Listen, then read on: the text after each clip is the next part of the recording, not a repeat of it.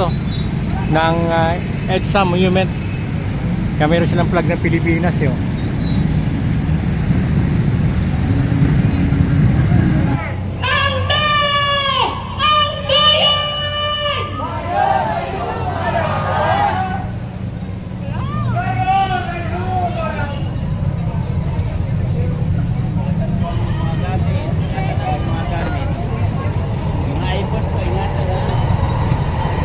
Kaya naman po, malinaw ng na hindi po iwalay ang landarang pandarambong sa patuloy na paghahari ng ilan. Hindi po iwalay ang pandarambong sa patuloy na korupsyon. Kaya po, sabay-sabay po natin ipanawagan lahat ng sangkot! Dapat managot! Lahat ng sabot! Ang bayan! Ngayon ay lumalaban! Ngayon ay lumalaban! Ang tao! Ang bayan!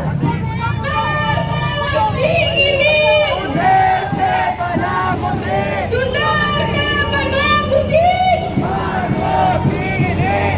Marcos tinginin! Duterte panagutin! Duterte panagutin! Marcos tinginin!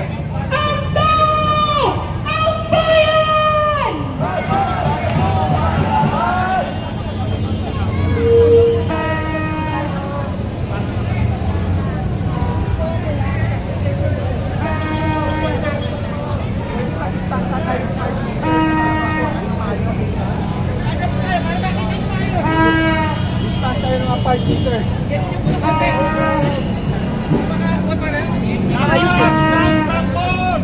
Naririto po kami upang ipahayag ang walang tunay na pagbabago sa kasalukuyang kalagayan ng mga Pilipino hanggat ang ating gobyerno ay pinagaharian ng mga elitista, hanggat ang ating gobyerno ay pinagaharian ng ilang dinastiya. Kaya nararapat lamang na buwagin ang political dynasty! Buwagin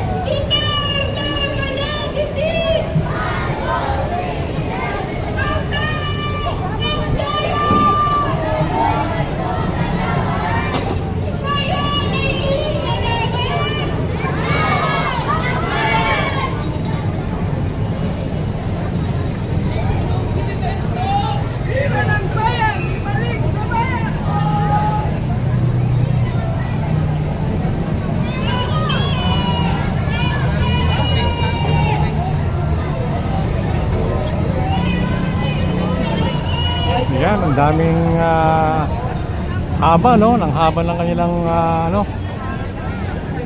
daming tao.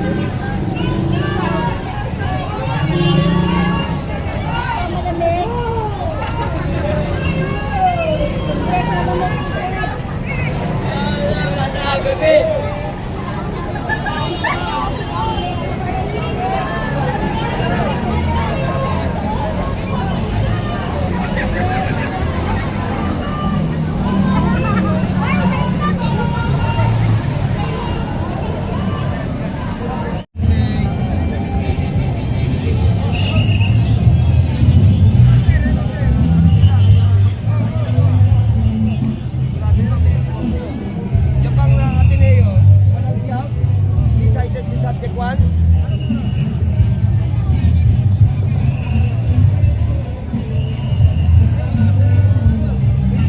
Nanggaling lang sa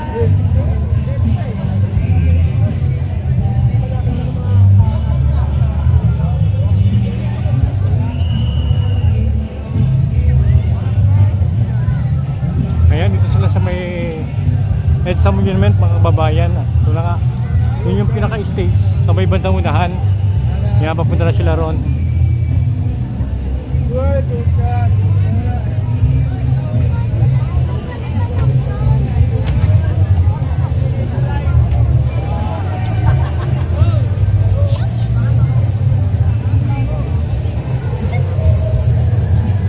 Yan ang habang. Ito sa may kabila pa. Ang dulo niyan eh. Ayan, sigurado yung pinaka-stage doon, mapupuno ng tao to.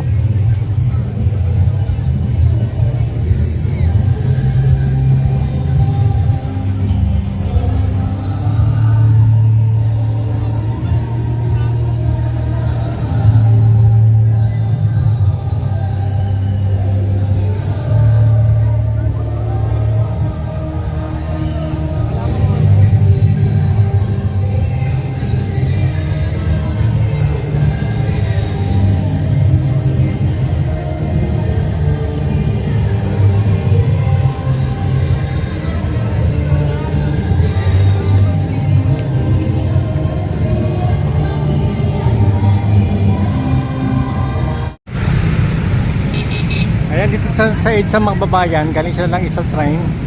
Ayan, at dediretso ng ano to, ng EDSA Monument. Kaya meron silang flag ng Pilipinas, yun.